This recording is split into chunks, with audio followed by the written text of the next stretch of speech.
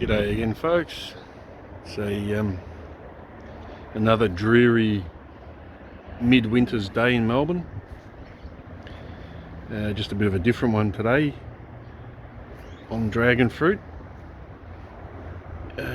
Very cold temperatures at the moment, and the next week all the maximums look around about 12 degrees, 11 or 12 degrees Celsius. So I've got a few different varieties of dragon fruit, and up against this wall we've got the Tricia, which isn't completely ripe owing to the season, but because it's against that brick wall there, they hung on up until now. I'm going to do a little bit of an experiment and pick this one probably about, looks like it's about 70% ripe or 60% ripe, and give it a taste test, but it won't be an official taste test because I'll wait till I get one of these ripe in the proper season to give it a chance at being at its best. But just because not much else going on this time of year, I'll cut this one, we'll weigh it, and give it a taste.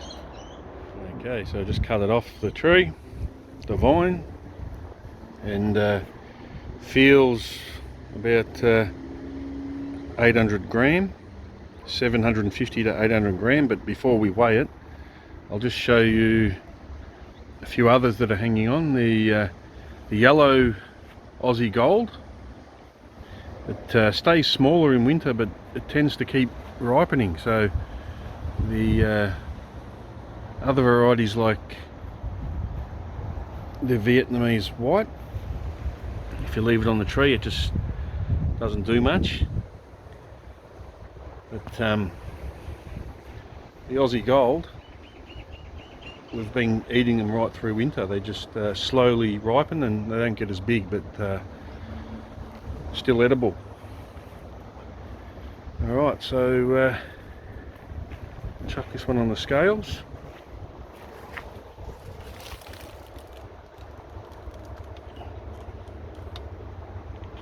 Oh, so we've got almost a kilogram, 925 grams, 27 grams, or yeah, almost a kilogram. So hopefully it tastes pretty good. Alright, so it's got a little bit of colour, but it's not going to get any riper than that with the forecast weather conditions, so we may as well see what we can get out of it. Here goes.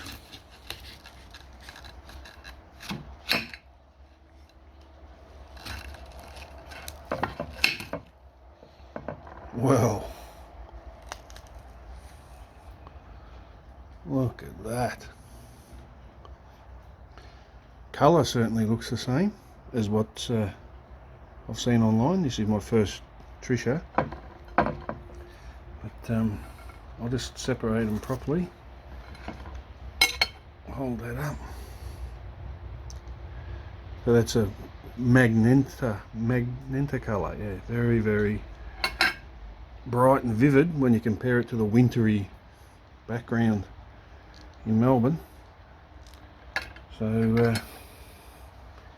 we going to cut this one? I'll just take a slice off like that.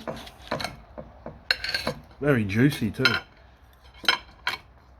Just dripping with juice. Okay, so I'll just peel a bit off there. I'll take a bite.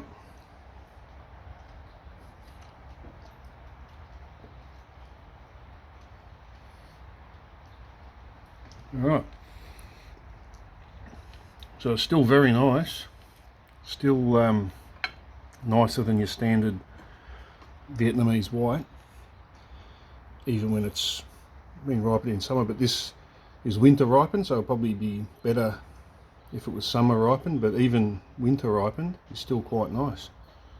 There's no bitterness, not sour. Probably about 18 on the bricks in winter, so when we get some more next year in summer, I'll do another taste test and compare it. But yeah, that's very nice. Tricia Dragon Fruit, picked in the middle of winter in Melbourne. Cheers. So that really is a huge bonus of growing subtropical and tropical fruits, if you can get them to an established size, rather than having a garden of skeletons like this during the winter. You've still got an edible garden, but very green, lots of greenery around, lots of colour. So there's your standard temperate climate sort of fruit, which is a bit depressing in winter, but you compare that to a white sapote like this,